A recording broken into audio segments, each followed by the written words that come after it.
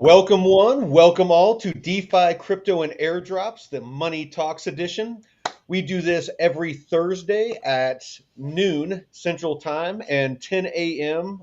Pacific Time.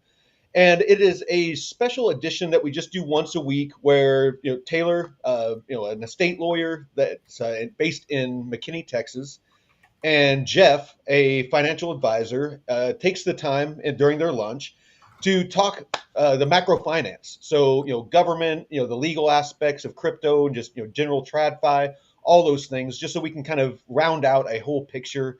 Don't just want to focus on crypto, want to focus on, all the different aspects of ways to not just generate wealth, but also to protect it, as far as, mitigating taxes, all those sorts of things. And, of course, estate planning and that sort of thing is where, Taylor specializes.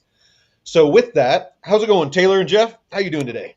It's going great, but we need to talk about how Jeff is loved by the universe because we just went to Freddy's to eat. Yes. And he was longingly staring at the ice cream machine. and then we turned to walk out. Yes. And the guy goes, "Would you like a free Oreo shake?" Man. It's just me, Taylor, this older gentleman. When I say older, probably like 70, 75. So I had just spent like 20 seconds just talking myself out of how I don't need that. Right? And the universe was like, you need this, fatty. You need this. The guy walks out and he goes, full way, he goes, "Either one of you guys want this double Oreo concrete I just made?" They just drove off without it. And dude, that was the one I was going to get, right? And I look at it, because it's like, wait, what? He goes, "Anybody want it? It's free." And I go, "Heck yeah, dude!" And I realized after I grabbed it, I was like 10 feet away. The old man was like 3 feet away. Yeah. So I turned to him, and I don't know, maybe you said something about it, Taylor, but I was like, "Oh, dang, I'm sorry. You want to fight for it?" Jeff was like so hungry, he's willing to fight a 75-year-old man for a shake. Hey, all right. I'm an honorable person. What can I say? You know what? All fair in love and war and concrete shakes. So let's go ahead and jump on in this. I do want to let everyone know, of course, there's people watching across all of the X platforms and, the different YouTube and Rumble. But if you want to be a part of the conversation, go ahead and follow us at DeFi, Crypto, and Airdrops on YouTube. And we love it when you're in the chat and asking questions. That's why we're here. That's why we're doing this. If you have any questions about estate law, TradFi, DeFi, anything like that, this is your time. So with that, let's go ahead and jump into this topic. We're going to be talking about the Genius Act and its impact on stablecoins and how the legislation is going to start shaping other legislation that is coming forward this next week. And so I want to go over some things that I found on X, but it kind of ties it all together. So as anybody that watches the show knows, we're very bullish on Plume and what they are building. And full disclosure, I have a very nice bag of Plume, not as nice as Taylor's, but I have a very nice bag of Plume, and both of us have been using DeFi to stack free Plume and free money for months now.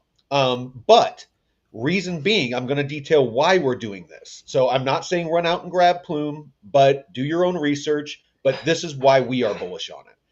So Plume, USD1, which is World Liberty Financial's stablecoin that they've launched, is Donald Trump's company that he started with his sons, with his family.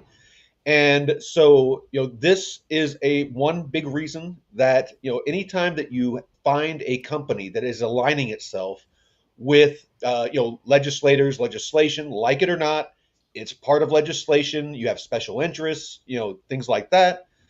But, this is the type of thing that you want to look out for, follow the money. Taylor, Jeff, you have anything to add to that? Well, other than stop talking about DeFiing Plume because we're making shit tons of money, and you keep telling everybody, and the more people that do it, the less money we make. All right. So, Michael, don't tell people the secret. All right. So, you can go buy Plume. I don't care about that. Just don't do that. Yeah. I was going to comment from the cynical corner that, to your point about align yourself with the powers that be. I saw a report. I don't know if it's Forbes or I don't know. I saw a report yesterday that just since election, primarily due to his meme coin and a little bit of other things. I mean, who knows how much Trump cologne's added to the bag, right? But primarily due to the meme coin, Trump's worth $3 billion more. Wow. Damn. So in 4.5, 5 months, whatever it comes out to be, 6 months, that's just crazy. Not a comment on the ethics or not of that. Just a point that if you're making $3 billion because you're a meme coin and you're the president, you're probably not moving against crypto in any meaningful way. It's definitely not a good look, and I'll admit that. Trump launching a meme coin right as he was being elected president, probably not a good look. There was a lot of liquidity. Those that don't remember, a lot of liquidity got sucked out of the crypto market, because of that token. And then, of course, as everyone was buying that up, that liquidity was being sucked out, as the people that got in early were selling off that token. So, but moving right along, I know we have limited time, but this is a picture of part of the Plume team, the CEO, and part of the team. They met with the Treasury and the SEC's crypto task force last month. And this is a picture of them with Trump. So again, just like Coinbase, the way that Coinbase has been very successful moving forward here in the U.S. is aligning itself and ensuring that it stayed in compliance with whatever regulation was coming out and coming forward. And that's something that Plume has done very well. They have talked with legislators and they have ensured. They've kind of looked forward to where they see stable coins and the legislation or regulation around stable coins, how that it was going to move. And they've communicated with the SEC and the Treasury so that they built out their technology to stay in compliance and to be upgradable to be able to evolve as that compliance and those regulations come out. What say you? Yeah, so that's going to be very important because what we need to talk about today is what is being called Crypto Week next week. So if you're into crypto, you should know there is a bunch of legislation coming that's going to be moved forward next week, and you can expect that some of these things could affect your investment. So it was one of the things I wanted to do this week was research it, get a good understanding, because when they start messing around with certain things, especially if you're DeFiing, that can affect what happens. Is because one of the big ones is this Genius Act that has about a 90% chance of passing.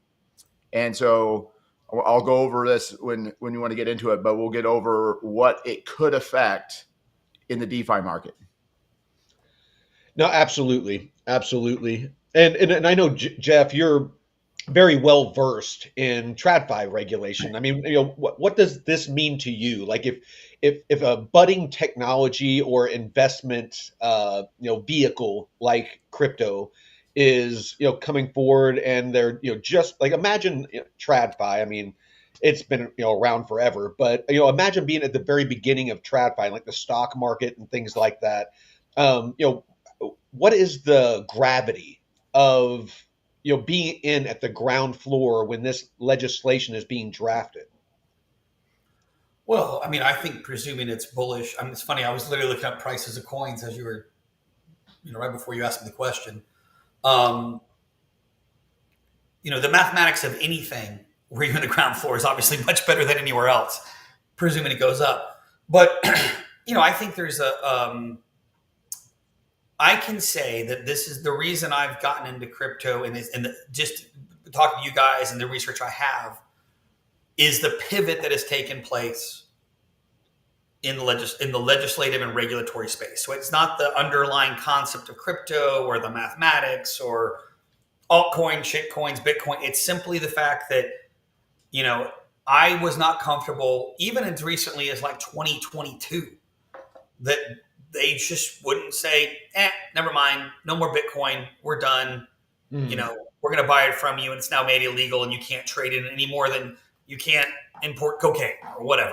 Well, like they did with gold. That's exactly right. Like they did with gold in the 30s. I mean, one day they just, nope. So now that it's pivoted, I think two things. One, presuming that Trump has a full term,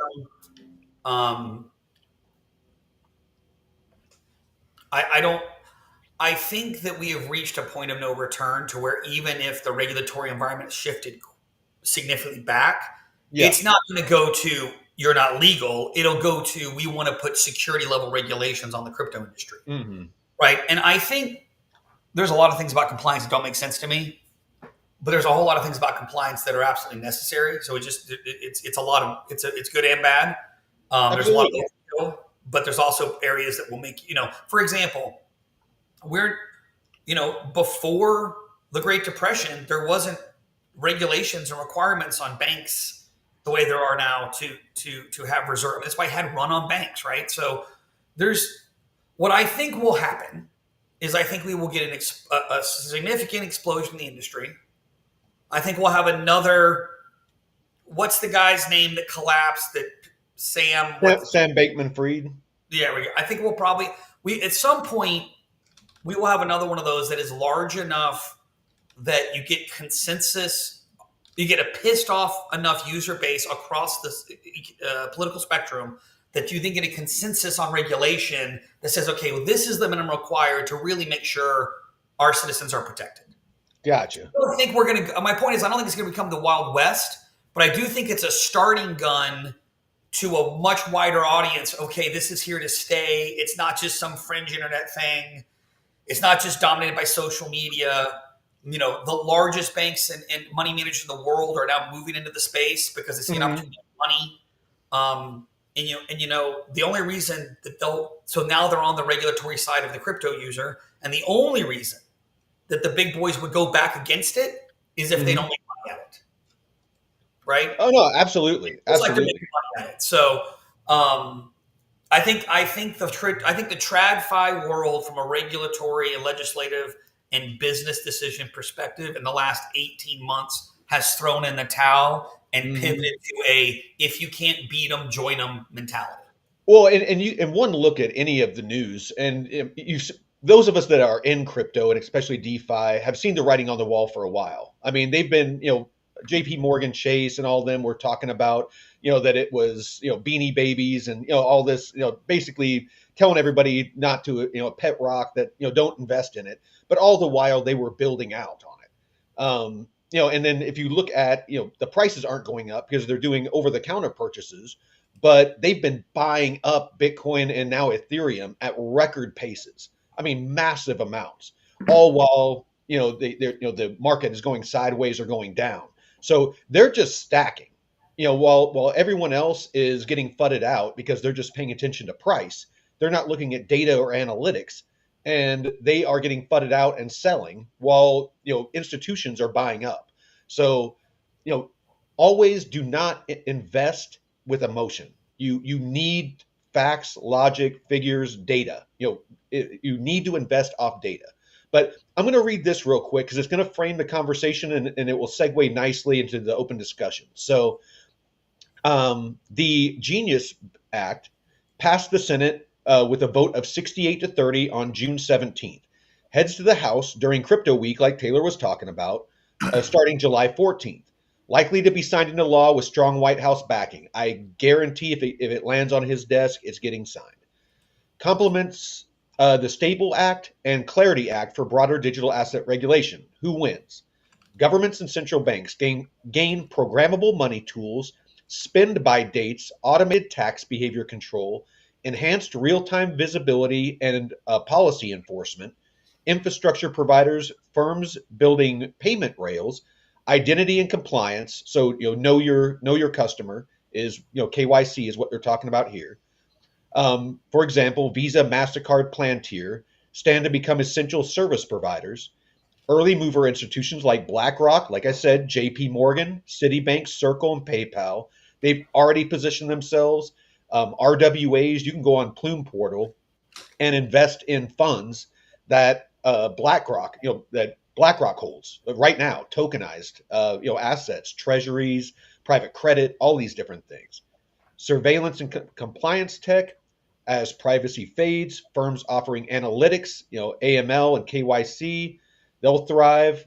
Who loses? Retail and regional banks may be disintermediated as programmable stablecoins go direct to consumer, reducing deposits and credit control. This is a risk. I think that's probably frames it good enough. I'm going to kick it over to you, Taylor. I know that you've been doing a lot of research on the Genius app, so go ahead and take it from here. Yeah. So what was scaring me was like, okay, well, the Genius Act has to do with stable coins. Okay, it's regulating that. How, if someone's going to offer a coin that is pegged to the dollar, what are the right requirements going to be? And so, of course, as I was thinking about that, I'm like, well, what, I do a lot of stable coin DeFiing with, different things like with Bitcoin and different things. And I'm like, well, if they deregulate this next week and they say USDC isn't viable anymore, that could significantly affect my DeFi portfolios that I have. So I was really concerned about it, but after going through it, the major ones, USDC, USDT are safe. I mean, they pretty much follow the protocols in the law right now. They're not going to get rid of them. And so that was one of my fears is there's going to be like a last minute sneak it in kind of a thing. And they're going to make USDC legal and magically we have a Fed coin. Yeah. And, and so, drastically affecting things. But so far, there's nothing like that in the bill. But it is going to affect certain stable coins. And I had to get out of one of my DeFi positions because I was scared of it. And that is DAI, USDE, and GHO and FRAC. They could be affected by this legislation. So if you, I want you to be aware that if you're doing DeFi right now using those stable coins, well, next week, if this passes, it might affect your positions because I imagine those stable coins, if it becomes illegal in America, are going to have massive withdrawals of money. And I don't know how that's going to affect those platforms. Or they're going to have to immediately pivot to their portfolio to regulations. Yeah. Which my question is, if they pass, so let's say the vote, vote's on Wednesday. I presume there's some kind of compliance period, right? Within 180 days. The problem is investors, they pull out immediately. Investors are gone, and that's where you get screwed over. But I want you to understand why. It isn't that they're going to be against the law. They absolutely will be allowed to move forward. They're going to have to change because under this new law, you're not allowed to have a stable coin that has yield.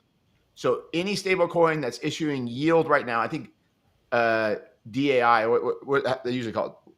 DAI, DAO, MakerDAO, DAI, it gives yield, right? So that one, they're going to have to go back in and reprogram it and not give any more yield with it in order to be a viable stable coin going forward. So those are things to be aware of in the Genius Act. But all in all, the Genius Act also has some really big benefits for certain things coming in crypto. I want to kind of go through them. It's going to set the stage for having yield, barbell regulation. There's going to be margin. So real quick, what's barbelled? Because I'm not familiar with that term. So let me give the definition. Okay, sorry. Go ahead. zero yield payment stablecoin for transactions versus fully regulated yield-bearing tokenized MMFs and deposit tokens for savings and DeFi collateral. So basically, like creating savings accounts and different things like that through stablecoins will be allowed, and you'll be able to do certain things. It's supposed to pave the way for RWA real world assets and like treasury bills, different things like that. So things like Plume can finally get, legal in America, and you can actually go to the Plume portal and actually invest on there. Without a VPN. Not that I'm saying without saying use a VPN. Live in Sweden. Just saying. And then some other things that are going to really bring some stability to the area on a bunch of things. But that being said, you got to be very aware that we're having a lot of legislation next week. It's very exciting. It's probably why Bitcoin is pumping right now, and all these others are pumping up, because if these things do pass, it's going to be great. But whenever you invest in a time like this, it can also be a shock, because if last minute changes happen and they significantly alter things, you can get this, and it's going up and up and up, and then all of a sudden rug pulled, and then things are dropping significantly. Well, one thing I will say is, and that brings up a good point. When it comes to the crypto market, it is important that a little bit of a plug. I want people to go and join the Discover Investment Group Discord. I put a sheet in there for free, and it's basically a ladder out strategy. What Taylor just mentioned is that, as these assets start to pump, there is going to be a pullback. So it's always important to be taking profits. So, building a ladder out strategy, you definitely want to be doing that. So a part of that Discord is Discover Crypto, which is a morning show that gives, alpha, kind of like we're giving as far as the news. You got Blockchain Basement with Drew that has some really good, info. And then you got Kelly over at BitLab Academy that teaches technical analysis and reading charts, and investing. And of course, all of them, in the Discord, they share their shorts and their longs, and how they're making money, and just doing day trading and scalp trading, stuff like that. But anyway, I just wanted to make sure that people were aware that those assets or those resources were there.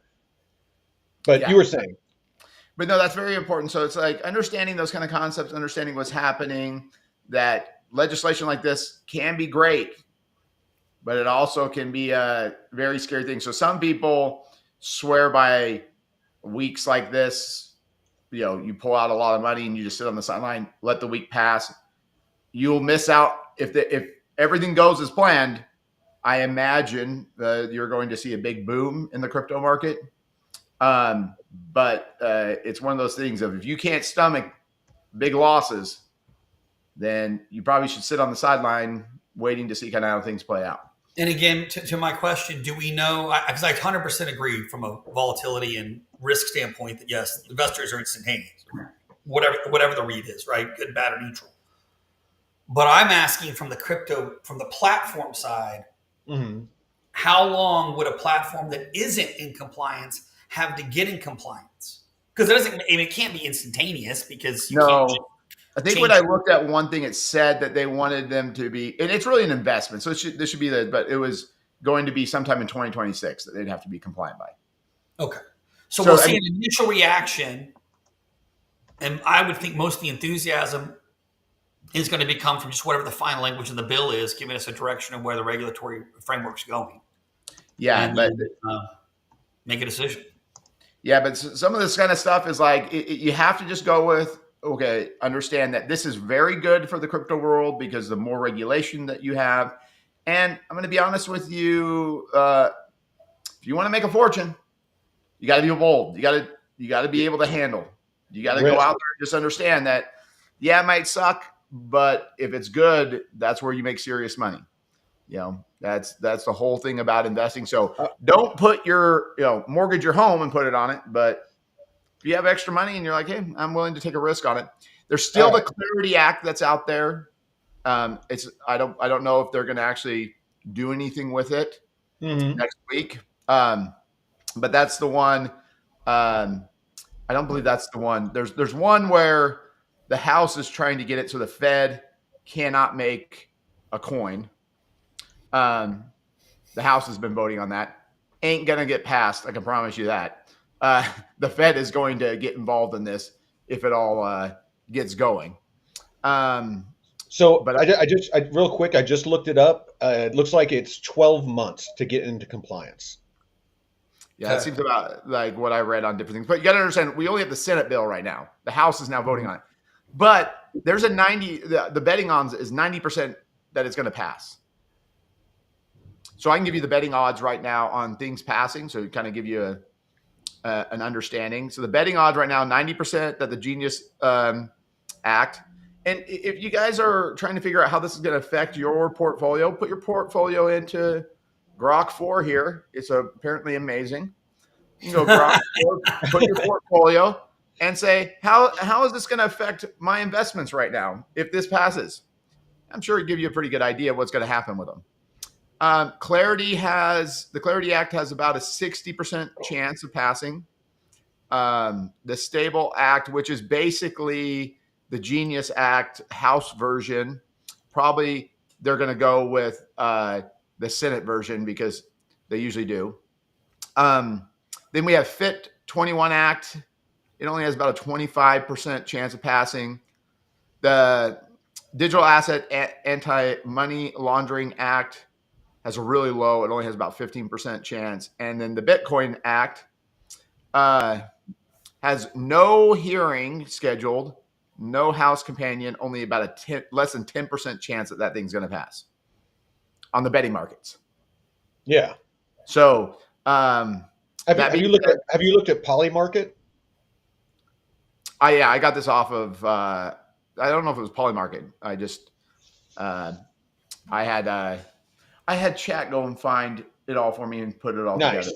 You know what? I'm lazy. If I'm not, dude, that's not lazy. I mean, that's just smart. I mean, time is money, and if you have a digital assistant like AI that you can just say, "Hey, I need this information," and it gives it for you while you do other things. I mean, why would you pay for an assistant, a secretary or a legal assistant or something like that, when you have all of that wrapped into one? Because I don't know if this bitch is lying to me. That is that is a real thing. That is a real thing. But the other good thing is I tried smelling salts for the first time. That thing has a kick. I'll tell you, man. Holy mackerel. Yeah. It was right before a presentation. He's like, hey, his random thing in his pocket. He's like, that sounds really bad. He's like, ever tried smelling salts? I'm like, what? Oh, yeah. He just has it looks like a Tylenol ball. He doesn't screw it, move this little plastic thing. He's like, yeah, get it. I'm like, okay. I'm like, oh my God. It's like getting punched in the brain. And Jeff has an extra large nasal canal. So he really could get it up there. See, Jeff, you can turn to the side. Everybody can see. He's not Jewish. All right. So if you're coming for the Jews, he's not one of them. I'm just smart like that. You may have to tell your story one day about how this guy was going to go with you because he thought you were Jewish. He's going to mess with you. I was like, the guy goes, he's like, how was your holiday? How was your holiday? And I'm like, good. Like, he's like, and he looks at me and goes, did you not celebrate? And it was like December 20th, right? Just for the record, technically, get struck by lightning right now. I'm going down somewhere in the, non-denominational evangelical world, but who knows? And he's like, Hanukkah. And I went, oh, no, I didn't, I didn't celebrate Hanukkah. And he goes, why not? And I'm like, are you not Jewish? And I'm like, no, I mean, I could totally get down to 7 days of celebration, though. So, I mean, I'm open to the idea, but no, as of right now, I'm not. And he's like, "Oh," the tone shifted.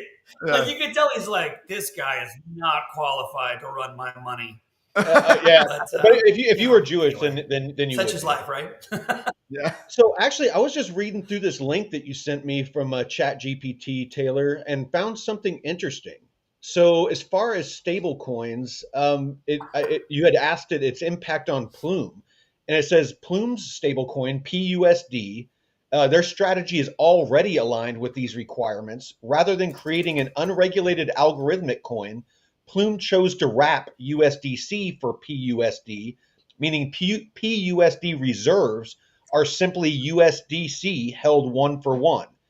USDC's issuer, Circle, is expected to become a permanent payment stablecoin issuer under the new law, giving Circle's existing state licenses and reserve disclosures. Thus, each PUSD is effectively backed by a dollar in a US bank or T bill via Circle's reserves. When the Genius Act compliance kicks in, Circle will have to ensure full reserve compliance and undergo the required audits. And by extension, PUSD will inherit that high standard of trust. Plume itself does not custody fiat for PUSD. Circle does. Yeah, that was huge. Like when I was going through that, I was like, wow, that was a genius move by them, because they could have been greedy and tried to create their own thing to make money off of it, but they did it the wise way, which was, whoever's running their legal department really thought through how to structure that platform in a very good way. I mean, it doesn't mean it's gonna like be the RWA of the future, but they really did a good job of compliance and making it a position. I guess, I think they're doubling month over month. They're TBL. Yeah. So, institutions are getting into it because they did it the correct way. So kudos to them for doing that, but still long ways to go. We still have go ahead.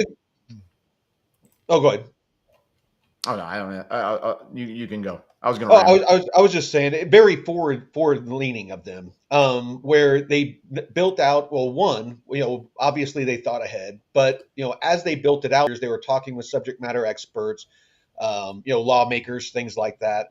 But also the way that they built out Plume mainnet is that it's fully upgradable and modular. So basically, as the regulation moves forward, they can actually update it without having to take the whole network down. I mean, they can take the small pieces of the rules that run the mainnet, and pull those out and put new ones in. So it's always evolving. It will allow it to evolve as regulation evolves. So yeah, that's what I've been really the Plume portal, how well that's put together, where it just gives you everything that's built on Plume in one place. So you can go there if you want to invest in derivatives, if you want to invest in RWAs, if you want to invest in liquidity pools. I mean, there's a couple of places on Radium right now. You can get tokenized Tesla stock, pools, and actually invest in tokenized Tesla pools right now on Radium. So there's just a lot of really cool stuff going on right now. It's to be determined how it's going to be more of an advantage over traditional finance and the vehicles of investing, because the thing that I see most of all right now is with tokenized stocks and treasuries and things like that is the enhanced liquidity. Being able to enter and exit those investments 24/7, 365. Lower fees. You're not going to have to pay people like Jeff to do that stuff for you. Because Jeff's not Jewish. I'm not gonna trust him with my money. He did fire me, y'all. Like it was like that happened, and all right. Yeah. But the Clarity Act is going to. There are some laws currently in the books that make DeFi problematic, in the sense of the people who create it. There are some laws that you're not supposed to make algorithms and programming like this. However, they haven't. It's not illegal for you to do it. It's the people who create it. But under the Clarity Act, DeFi will become a legitimate creation, and you will start seeing institutions being able to invest in DeFi. So it's something I want people to be aware of like, this is going to be, this is great. DeFi is going to become a legitimate thing. Institutions will start getting involved in it. But when institutions do get involved, those, yields that you're enjoying right now of 50, 60% are going to go away. And so potentially, because they're going to have tons of money in there, and the more money that's in them, the less. Yeah, you're just distributing money over more coin. It just Well, that's absolutely. Well, the way that these liquidity pools work is the fees that are generated. The portion that you get is the percentage of the pool that you own. So if there's $1 million in there and you put $100,000, then you get 10% of the fees generated. So the more TVL, the more liquidity that's in that pool, if you're only putting in $1,000 and there's $1 billion or $1 trillion in that pool, you're going to get a very small portion of those fees. And so, what Taylor's saying is 100% true.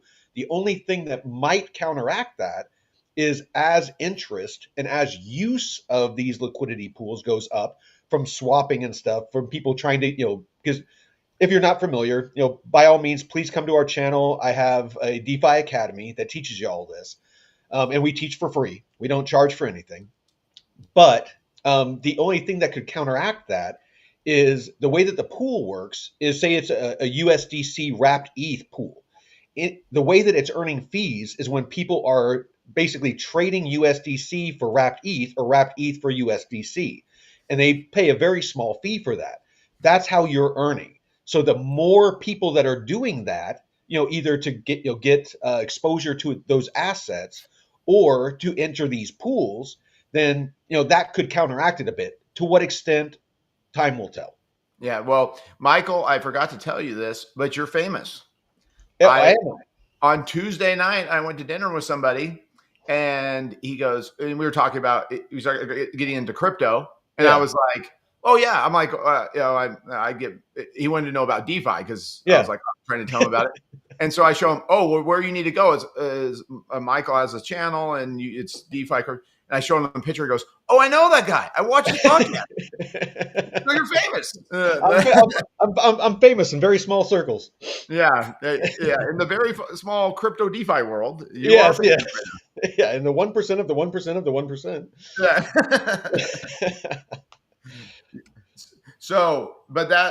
So just be aware that these things, it's not going to affect how much you have in there. Like, you won't lose money, but you won't be making the yields that currently you can make in certain things. Absolutely. Let's see. What are the markets doing right now? They're still moving up. Is Bitcoin still going up? Yeah. All-time high right now. So Bitcoin's at 113,562. It's up 4% on the day. Ethereum is up 6%. That's the one I'm watching right now. If we keep historically, as far as the cycle goes, we're looking for Bitcoin dominance to drop, which means the market share that Bitcoin holds, because what that is a reflection of everything else. Ethereum down, going up in value relative to Bitcoin. So right now, Bitcoin dominance has just been massive. We're waiting for that to come down. As that comes down, that means that the altcoins are going up faster than Bitcoin is. And so usually Ethereum is the one that front runs that, and it starts pumping. Once Ethereum's done, you're going to get high caps, things like XRP, BNB, Solana, a lot of these older ones, Tron. Another bullish news that came about Plume was their partnership with Plume. So Tron is now live on Plume mainnet, which allows for high liquidity swaps. Won't get into that, but that's what we're waiting to see right now. Is we're waiting to see Ethereum pump, and then followed by the alt. How long alts are going to pump? We're in uncharted territory. All of this that we've been talking about with this regulation, with these institutions that are building out dApps or decentralized applications, all these tokenized assets and RWAs. This is all new. we are moving from a speculative market to a utility market. And what that means in layman's terms is that before this, like Taylor was talking about, we were guessing if Bitcoin was going to be a store of value. We were guessing if this technology was going to take root or be squashed out by institutions and governments. It managed to slip under the wire, and it took hold. And so now it's too big to go away. They have to embrace it. So, that is where we're at right now, is we are at the very, very beginning. And those of you out there that are paying attention and taking the time to learn this stuff, about crypto, doing deep dives into, these projects, using tools like AI to save you time to do research, learning about DeFi and ways that you can lever up instead of just buying and holding, actually using those HODL bags to earn yield. Because like Taylor said, these, we're earning 1,000, 2,000, 3,000% on things like Plume isn't going to last forever. So you need to make, your money now so that when those APRs and APYs come down, you can have, a couple $100,000 or $1 million earning 10%, where you're making $100,000 a year passively, allowing you to go do a job that you want to go to. I call it fuck you money, where you don't have to go to a job, just to keep a roof over your head and food on the table.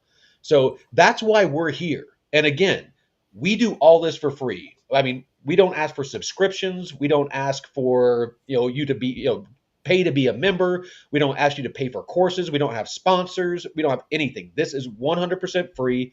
We just want you all out there to be safe and learn in a good environment so that you don't lose your money. So, sorry, went on a little bit of a rabbit trail there, but just want to make sure that everyone out there understands all this. Mm-hmm. I mean, I certainly understand that we're doing it for free. Oh, yeah. Jeff is intimately familiar with working for free. Yeah. He does it under a Vidoc every weekend. There's a few things I wanted to show you guys, but I'm trying to get it in a bookmark so I can do it all at once here. So give me a minute or two. No, how about it, man? We got about 20 minutes left. But some random things that I've come across that I'm like, oh, that's interesting / terrifying. Well, there's something that Jeff needs to go over, because that it was shocking what the Fed put out. So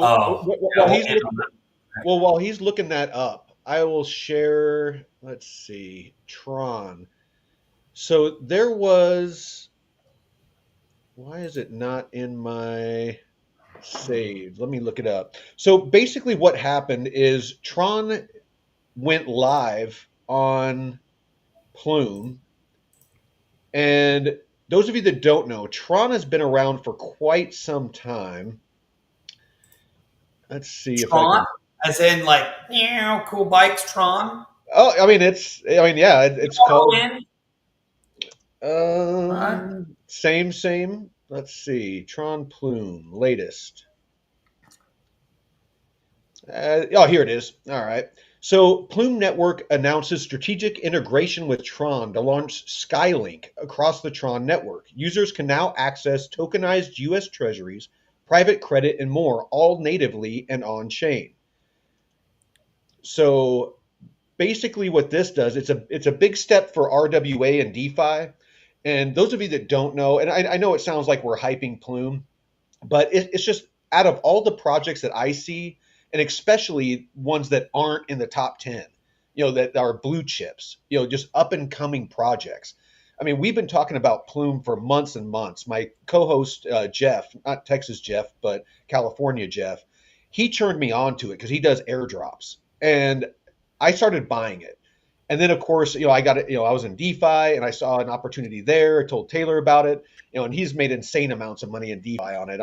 I'm sure, but I cannot stress enough, not necessarily just Plume, but just finding these projects that are doing all the right things, fundamentally. because I mean that's how I invest. I don't invest in meme coins. I don't invest in hype. I don't watch prices. I look at fundamentals. I look at who's running the project. What are their backgrounds? Were they successful in their past endeavors? Who are they working with? Who's building on them? How are they building out their technology to, in this case, stay compliant? Is it built in a way that it's upgradable? All of these different things are the things that you need to look at when you are investing your hard-earned money. If you're looking at social media and investing in whatever is being hyped, you can make a quick buck off that. You can put some money into something when you see a big surge of people hyping XRP, for example, and it pumps 50%, 60%, and you sell. You can do you can ride that those pumps, but long term you want to invest in utility and you want to stay logical. If the fundamentals change, you have to be willing to sell. It's what I did with my XRP when they came out with RLUSD, their stable coin. I sold my XRP whenever XRP pumped because the fundamentals changed. There was other vehicles to move value other than XRP, which is a volatile asset. Institutions that are moving billions of dollars, even 0.5% of $1 billion. You're talking about what, $1 million or $500,000? That you would lose. I'm sorry, 0.5% of $1 billion? Yeah, what would that be? 0.5% of $1 billion be 5 million. Yeah. Okay. Yeah. Sorry, I'm not a math whiz like you. Yeah. So $5 million potentially you would lose if XRP fluctuated even 0.5% during that transaction. Banks and institutions are not going to use a volatile asset to move large amounts of capital. They are going to want a stable coin, and Ripple understood that. And I can't stress enough, that is why they came up with RLUSD and added USDC to the XRP ledger. So XRP's fundamentals changed.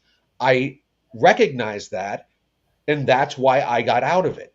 You cannot get married to your investment. You cannot be emotional. So with that, Jeff, did you find what you were looking for? Yeah, I did. I found several things. So we're just going to have a little roundabout of stuff here. Let me share my screen. All right, let's see here. There we go. All right. So let's see. There we go. The first thing I thought was it bang.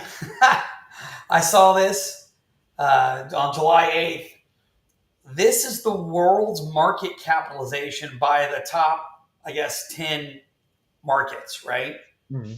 Look at that. The United States now. Can we see Jeff's pick? Yeah. Let me pull up. Oh, I'm sorry. I thought you were looking. I didn't looking at me. There we go. Like for anybody. All right. See this chart, right? U.S., DM, Europe, China, and Hong Kong, Japan, India, UK, France, Germany, Spain, Italy, Brazil, Mexico, and South Africa. I'm presuming those were not picked at random.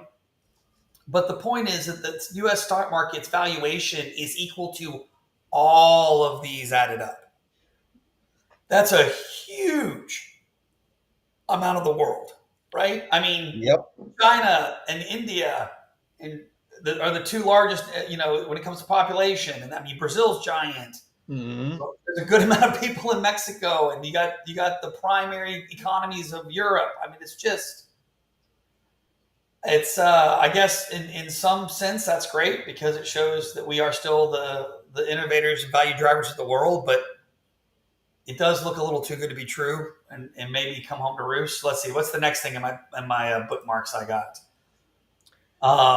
I saw this. We are at all-time highs for leveraged ETFs. So people are betting on 2x the market, 3x the market.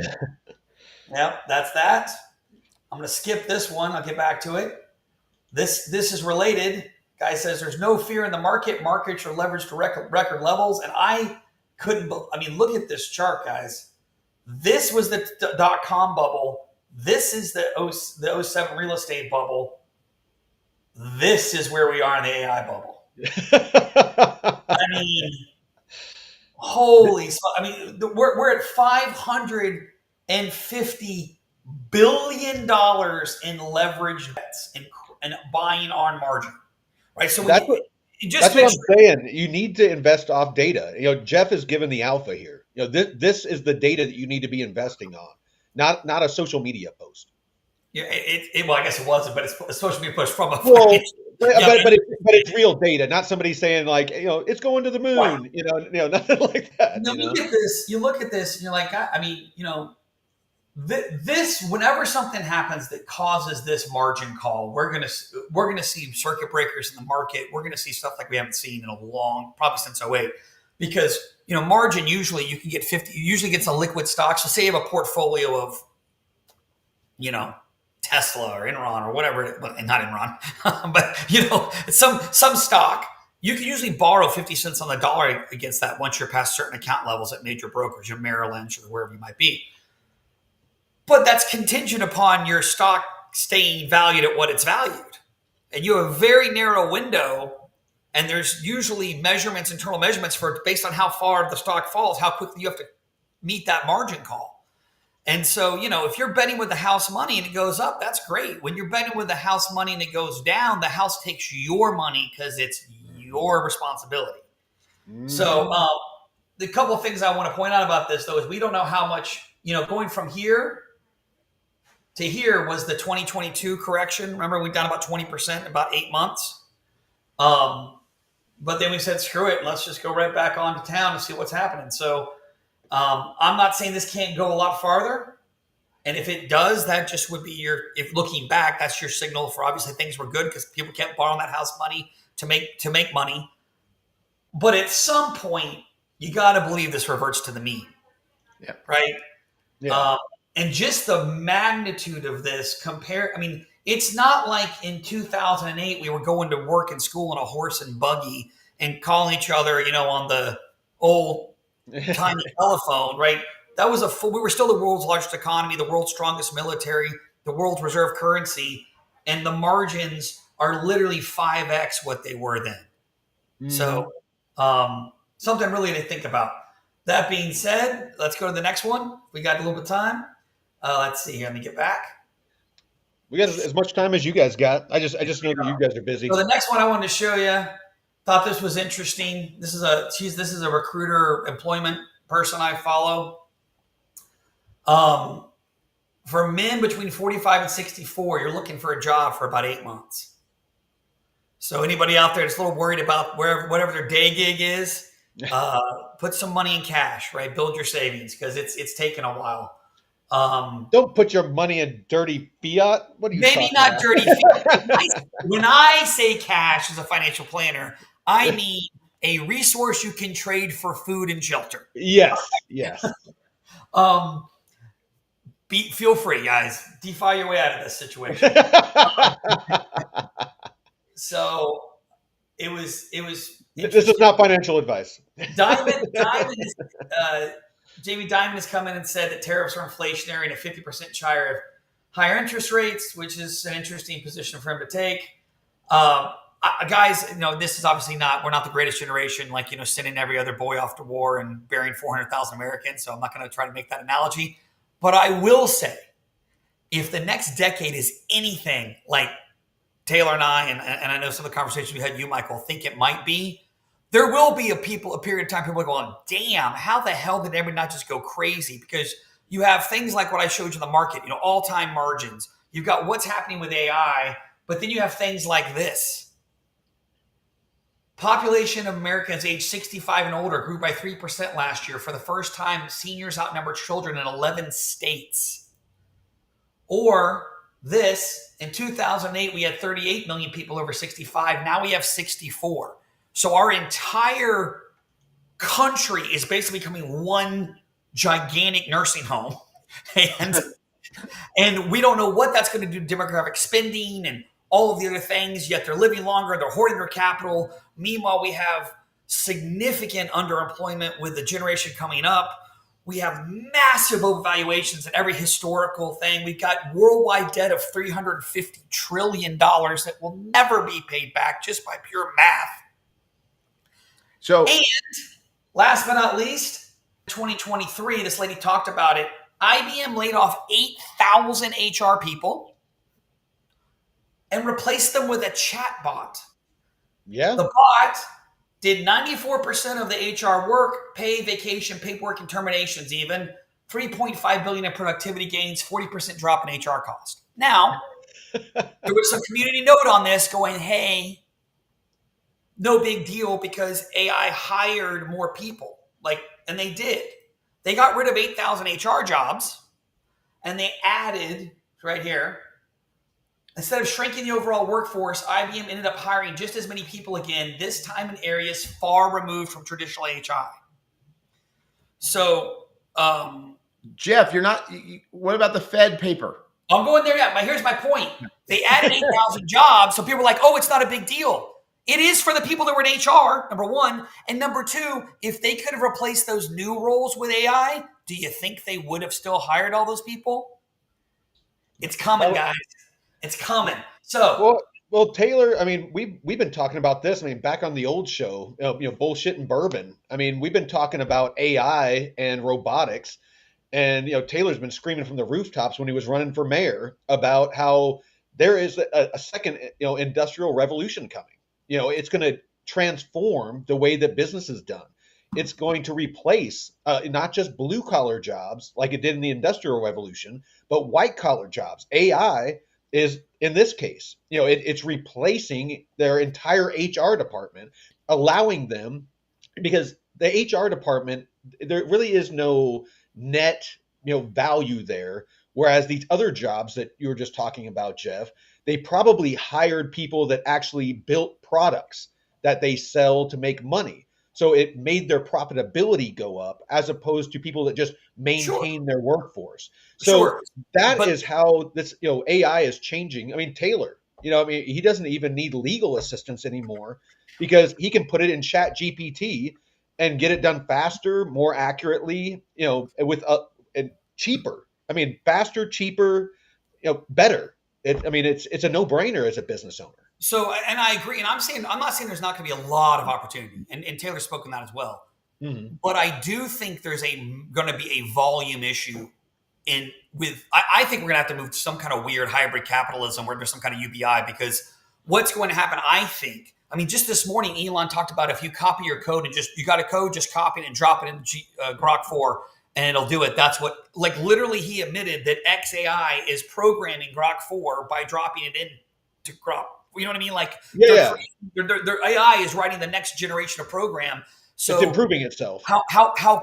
How far away are we from all of a sudden? Well, we don't have to hire more programmers because we got our AI to do that. And then we don't have to hire this because so the world where people are going to preferentially prefer a human as the capacity increases in AI is going to shrink, right? Mm-hmm. So I think, and then you're going to have generational things. Like my mom and dad will never do a video. They're not going to do a video teledoc.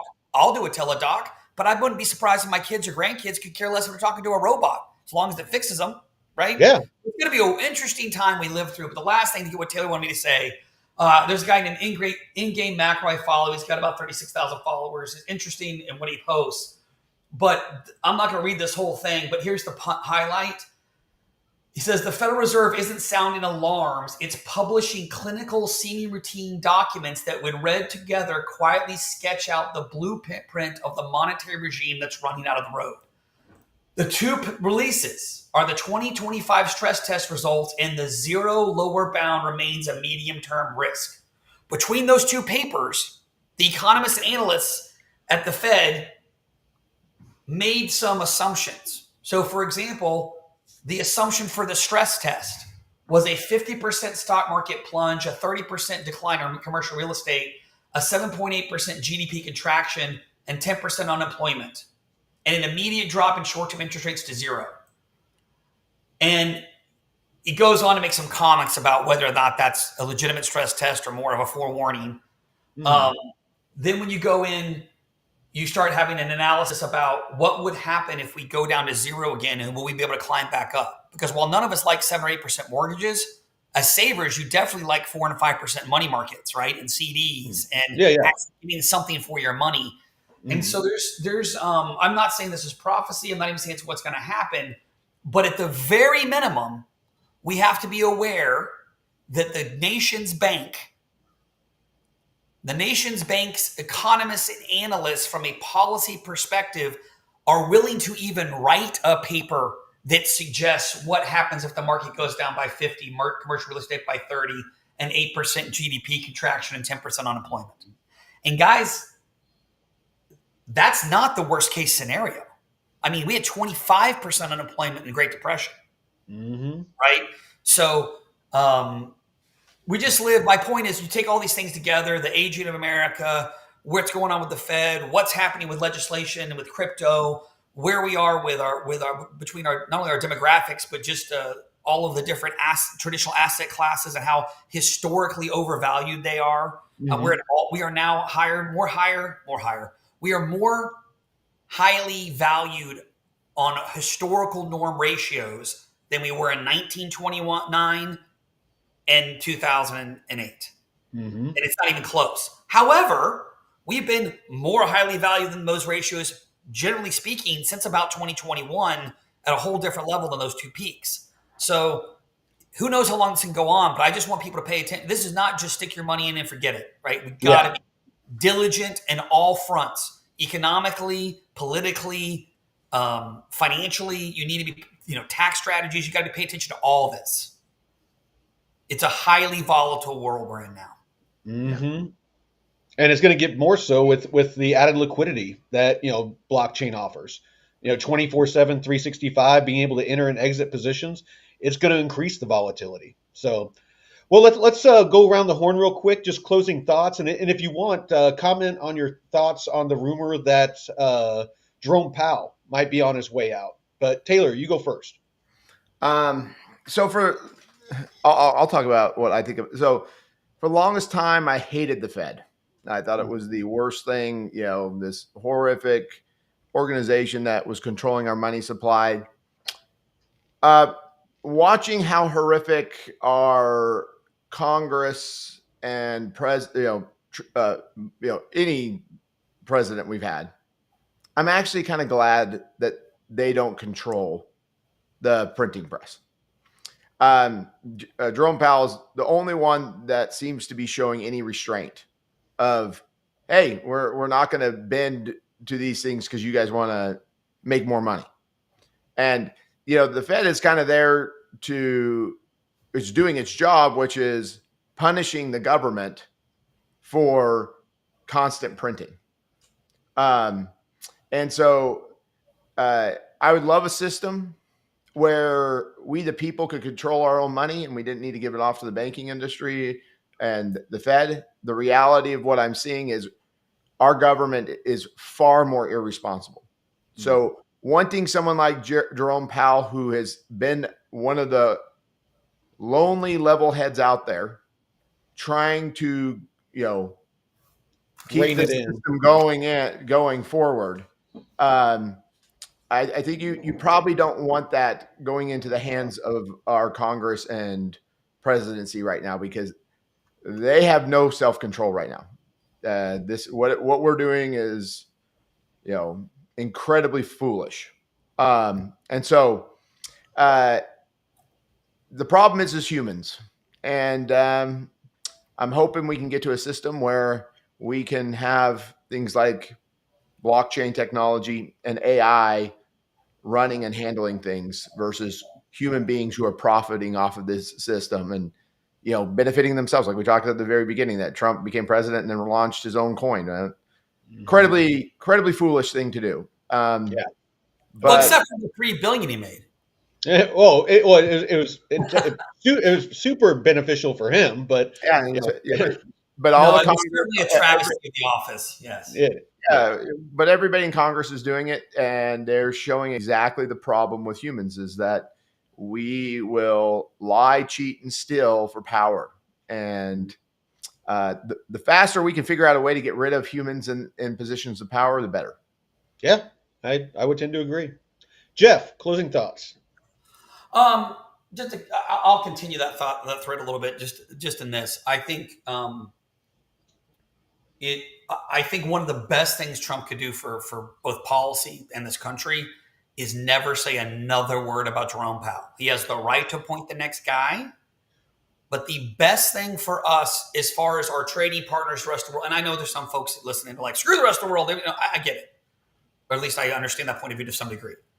But as long as we are a nation that runs a debt to pay our own bills, we have to have creditors. And the marginal creditors are the other treasuries of the other nations. And we need them to feel confident in the soundness of our money.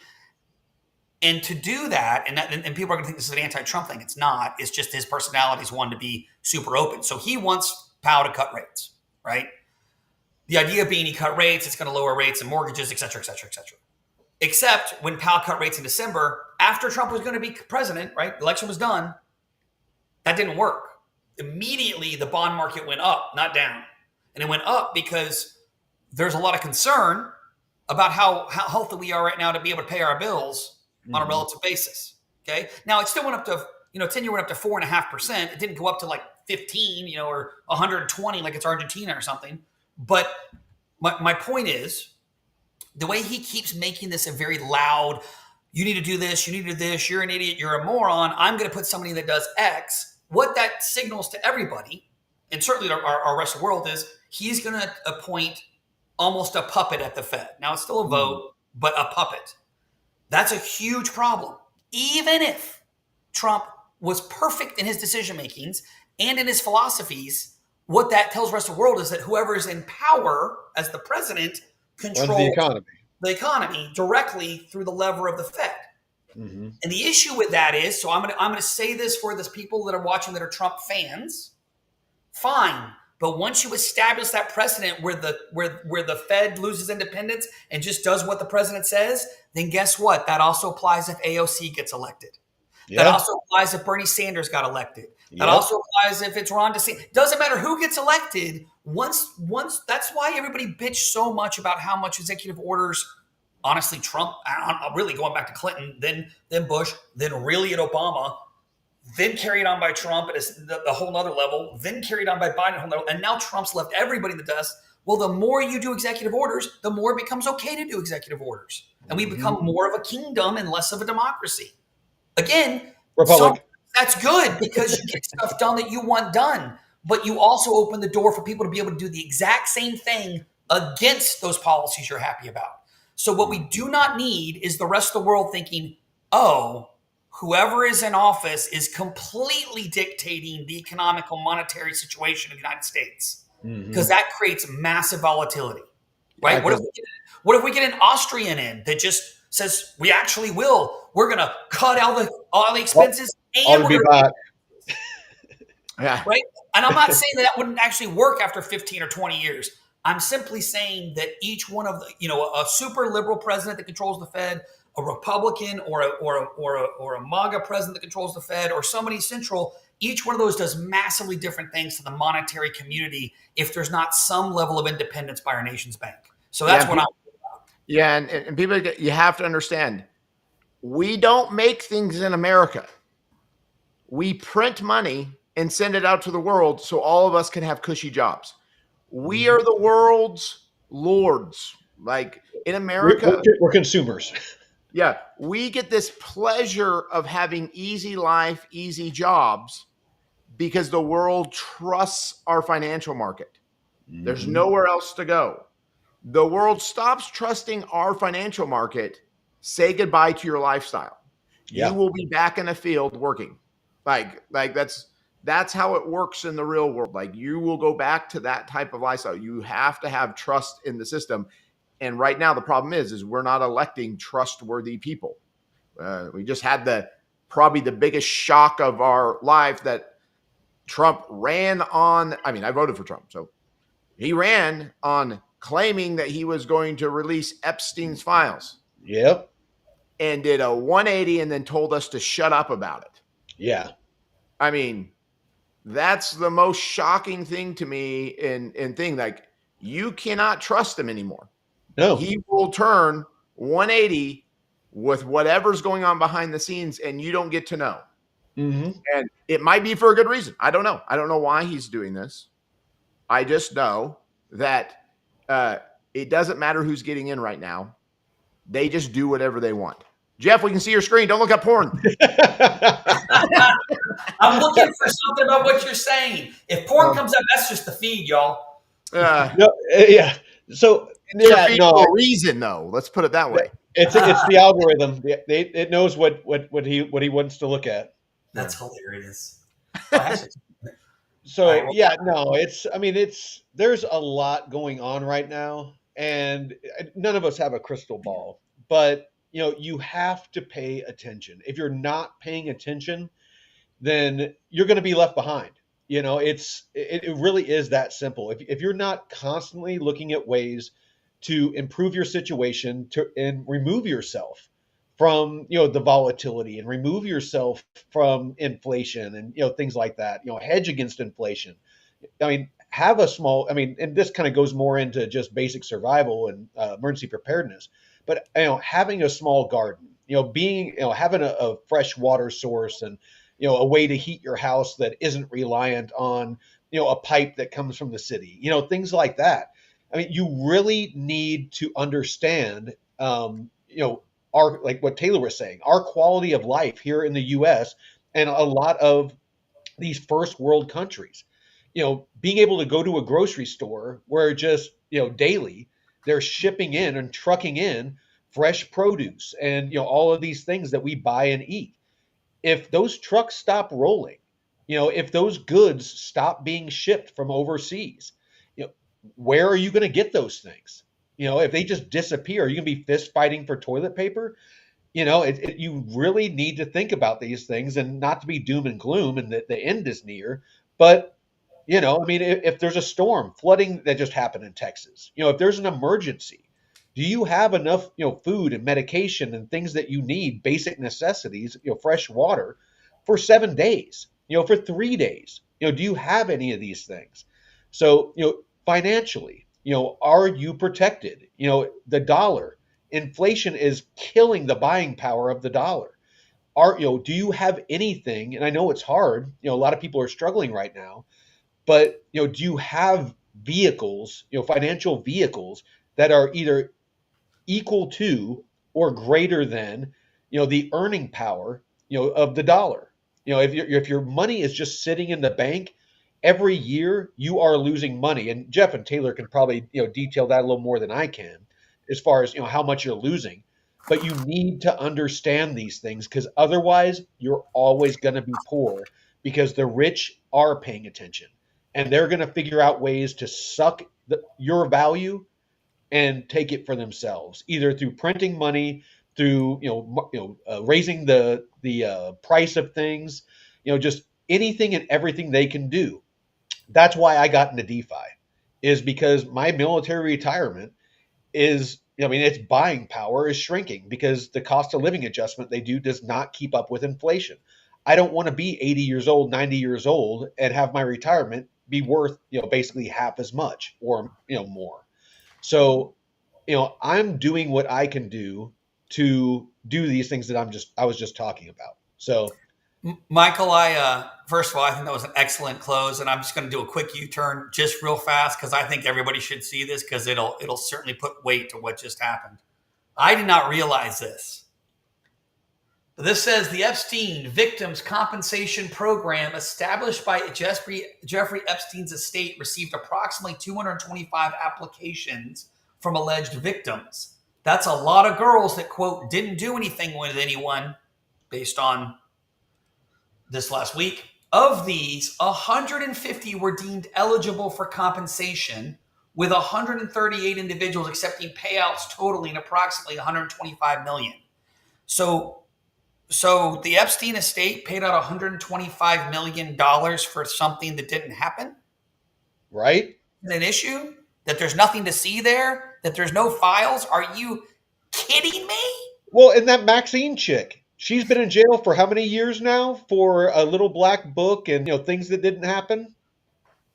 Weird stuff, man. But it's oh, and lastly, just out of curiosity, I wish somebody would ask Bonnie this question. Look, I didn't expect it to be released because I thought I'd be too damning on both sides. Oh, But absolutely. what I wouldn't have done if I wasn't going to release it is the redacted list crap they did with the influencers like several months ago. So Yep. I would be like, so wait a minute, either you're lying and you have a list and that's what you redacted hundreds of pages of, Yeah. or you did what? You're Print off Latin fill script and then cover you it with black ink to give it to well, people, you either lied or you lied.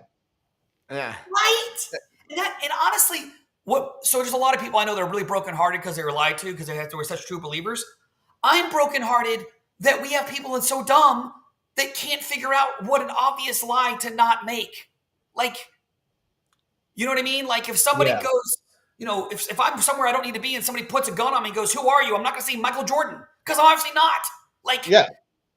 this was so stupid. You gave people either a real list you never were going to release or a fake list that doesn't exist and said And, it was real. well, What? and everything points to that the list exists. I mean, there's court documents that show there was a black book, and there was, I think it was like 90 something names or something like that, that were in it. And it might even be more than that. I mean, and Taylor, you can speak to this more, but there is documented, there's documentation showing, and like you just went over, I mean, there's victims that got paid. Obviously, something happened. I mean, Yeah, a lot of money. you don't get paid from those victim lists unless you absolutely. I mean, it's very hard to get money out of those things. Mhm. Like you as an attorney, when we bring claims to get paid from those things, you have to almost absolutely prove that it happened. Yeah. So that means that, how do you prove that you got raped? Well, it's going to be pretty obvious that Epstein had some book that had your name in it. You proved that Probably you were that videos. person, or videos, and the court and everybody knows it and they've seen it and they know exactly what's going on. And so they pay you out the money. Yep. But it is very hard to get paid from those settlements. You have to produce a lot of evidence. Yeah. Absolutely. Well, gentlemen, I know that you're both very busy, and I very much appreciate the time you take each week to do these shows, because I mean, you guys have a lot of knowledge to share, and I know that you really enjoy sharing that. Of course, you have your seminars that you do on financial planning and stuff like that. So if you're interested in that sort of thing, I highly suggest that you look Taylor and Jeff up. Do you guys want to kind of show people how they can find you for that? So, on our seminars, man, we pay a company to produce them. Like, we don't really know how people just show up at them. So, We'll probably try to get an archive together soon. We need to just film one of them and just put it out there. Yeah, that's what we'll do. But I appreciate the plug that we completely dropped the ball on. But thanks. Yeah, yeah, no. But I mean, definitely look up the Willingham Law Firm in McKinney, Texas. You can get hold of Jeff or Taylor there. Taylor, of course, does estate planning. Has a title company. Jeff, he helps out people with their portfolios for traditional finance. Keep beating him up about getting into DeFi. Eventually, we'll get him there. But I'm feeling it. I'm feeling it. I think I might have to open up an account this weekend and get some plume. Well, let me know. I'd be more than happy to help you. Have you heard about my Lord and Savior DeFi? So with that, I appreciate y'all and for tuning in. And please, by all means, look up. Let's see.